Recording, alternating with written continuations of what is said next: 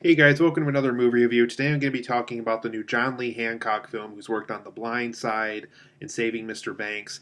I'm talking about his new film that he's released recently as a wide release, and that's the film The Founder. This film is about the supposed CEO of McDonald's, Ray Kroc.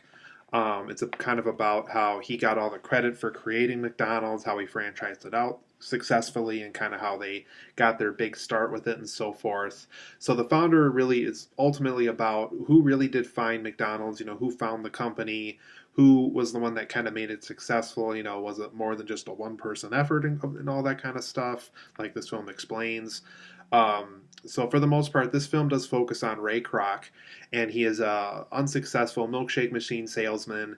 Nobody's buying his machines. He's going to all these drive-in restaurants that really just do not want to buy his product. They don't think he's very good. They don't think he's very good at selling his product either, and all that kind of stuff.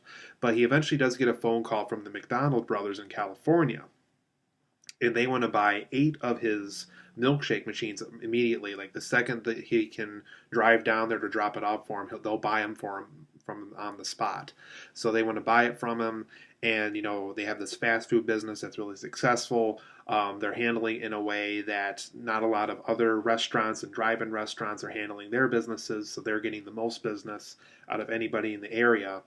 And so they want all these milkshake machines from Ray Kroc because they think it'll make their business faster and even more successful. They even have a a regulation in their kitchen called the speedy checkout or the speedy preparation, and that's ultimately how they're able to get this food out into the world faster than all these other restaurants in the area and so forth. And so this intrigues Ray Kroc. He likes that he gets that people can get their food and drinks so quickly, like immediately the second after they order it, basically. And so he thought because he's drove around and went to other restaurants by then that and to see how slow and how not so good that these other businesses are that are trying to make it big. He wants to try to make McDonald's as big as possible. So how he helps the McDonald's brothers out is he helps them trying to franchise it out a little bit more.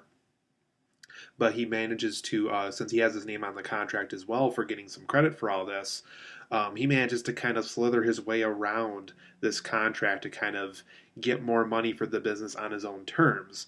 And how he does that is he goes through a real estate business that helps him buy out the land. So whenever a new company wants to, move in or, be able to sell there and all that kind of stuff, they have to basically pay Ray Kroc to use that land as well on top of the land that he already owns for these new McDonald's restaurants. And that's kind of how he's making more money than the McDonald's brothers. And then there's the whole controversy of, the McDonald's brothers are the true creators behind all this. They had created the speedy checkout process and so forth. And they're now mad at Ray Kroc because they're the founders of the company, and they created this thing, they created the menu, they created how the business would be ran and how the success was going to get formed and everything. And Ray Kroc over on the other end was like, well, I put the real estate into it. I was the one that successfully managed to franchise out everything. My name and my picture and everything are displayed in all these restaurants. So now there's the fight of who owns the restaurant and who owns the franchise and who gets all the credit for all this. So the founder is ultimately about who is the true founder of McDonald's. So overall, guys, I thought this film was great. They really did a great job with this movie. I liked how one thing that they could have done drastically wrong that I think they avoided in this movie is to make Ray Kroc really look like a complete jerk. Obviously, there's a lot of things he does here that are very much frowned upon from the McDonald brothers, and probably how other people are going to go into this movie and all perceive it and all that kind of stuff. But I liked how the film really does display that he kind of went through a lot of failure himself before even getting involved with McDonald's. He really, kind of like the brothers, he really went through a lot of trouble and a lot of trying to figure things out to really kind of make it big on his own as well. So there's that whole side of, he's been through a rough time and all that kind of stuff. At the same time, he kind of stole the idea. He kind of took all the credit for someone else's idea. In the end, I think he did get more money than the McDonald's brothers themselves for the whole idea of the restaurant and then running the restaurant and so forth. So there's all this controversy, obviously, between the real story and this movie. And I think the film did a beautiful job displaying all sides of the argument for this situation. So for my positives and negatives of The Founder, guys, I thought the screenplay of this film was extremely smooth. The screenplay just flowed beautifully. It just everything that happened in the movie felt like it needed to be in there somehow. Um, Everything that I think a film about this, CEO and so forth that needed to be there was there, and it was just a very smooth way of telling this story, and everything felt like it needed to be there. And there's not a lot of footage where you can say, oh well, they could cut that and so forth. I really feel like everything that needed to be in this movie to tell its story was there, so the screenplay was very smooth for this movie. Also, Michael Keaton's performance was very strong in the movie. I liked how, once again, that they made him a guy that you kind of like him a little bit, but at the same time, there's a lot about him that you don't like. He really did kind of steal this idea, but like I said, there's parts of him you like because he really kind of figured out how to run the restaurant more properly. Any problems that the McDonald brothers didn't quite figure out at that point in time with their business, he helped them figure out a little bit more. So I liked how there was kind of a lot of dimension behind his character. You can kind of understand why he's doing what he does. Um, and there's still a side of him that's both likable and not so much likable. And so I like how diverse this role is. And then it goes to my next point. There's a lot of well developed and well understood characters in this movie. They really go into the background of the McDonald brothers, how they figured it out, kind of how they wanted their own restaurant to be ran, kind of how they're viewing it from a customer angle. Do people want to go to a restaurant where they have to sit down for 30 minutes and finally get a burger, or do they want a really good quality burger within 30 seconds? We can get them out the door immediately. There's all that dimension and all that background behind a lot of these characters. So they're very well developed, they're very well understood. And that even goes for some of these smaller characters that help Ray Kroc figure out the real estate side of the business, and a character played by Linda Cardellini who helped them figure out how to save money on milkshake mix and all that kind of stuff. So there's just so many great ways that this film handled itself, and so many great development sides of it, and making sure we understood where these characters came from and everything. The film does a great job with its characters.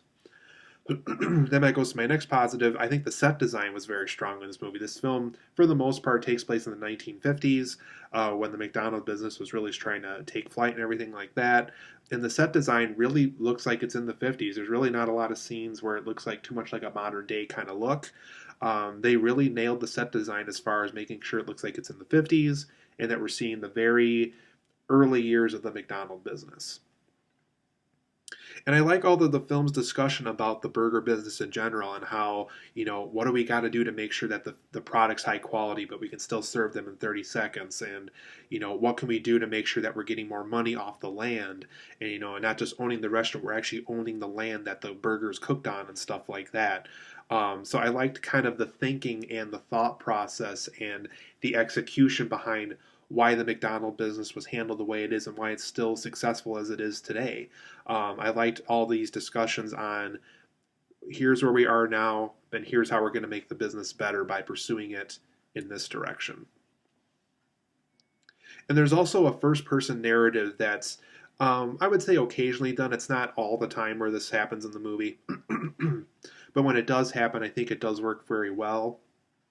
So I like the narrative of this film in the sense that when we're trying to get like the first person angle of why Ray Kroc's feeling the way he is, or why he's pitching a milkshake machine or pitching a new angle to the McDonald's restaurant and so forth. I like how it really is kind of a first person approach on those scenes, and as a result, it almost feels like Ray Kroc is pitching the idea to us rather than just a character that we're immediately shown to in the following scene of the movie. It kind of adds a first person, more personal side to the movie, and I kind of like that angle to the movie. Then it goes into my negatives. Some negatives I have with The Founder, because it's not a perfect movie, but I think there's some things to be considered for it. Carter Burwell, who composed one of my favorite musical scores of all time for a movie, and that's for Adaptation. He's composed a lot of great scores as well over the course of his career. Unfortunately, his musical score in this film isn't that strong. It's a very forgettable musical score. right away in the making of this movie when I was watching it, I'm like, something about the score doesn't feel right. So unfortunately, for such a very talented composer who composed one of my favorite films, adaptation, his score in The Founder unfortunately is very forgettable and just not very fitting for this movie, unfortunately. And then my other negative for the movie is I thought there could have been more details explained as to how Ray Kroc added his own little personal side of success into the McDonald business. You know, they cover a little bit about it. They cover, you know, the real estate side and all that kind of stuff as to how he kind of definitely had his own little side of what really made McDonald's take flight and so forth. But there's certain details I really felt like I needed as a viewer to really understand kind of how Ray Kroc really did get all this credit and everything. Because for the most part, in a way, it almost makes him feel worse as a person just because it really feels like he is stealing ideas and so forth like that. But there's certain details. It's definitely a film where they cover one thing, but they don't really cover the other very well. And unfortunately, I needed more of those details in order to really learn the success behind Ray Kroc. And then my other negative of the movie is Ray Kroc, at least the film displays it this way. He was married twice over the course of his life. They handled the first marriage very well. Unfortunately, the second marriage is very rushed. I definitely got a hint of a romance blossoming between these two characters, who is eventually the second wife in the movie.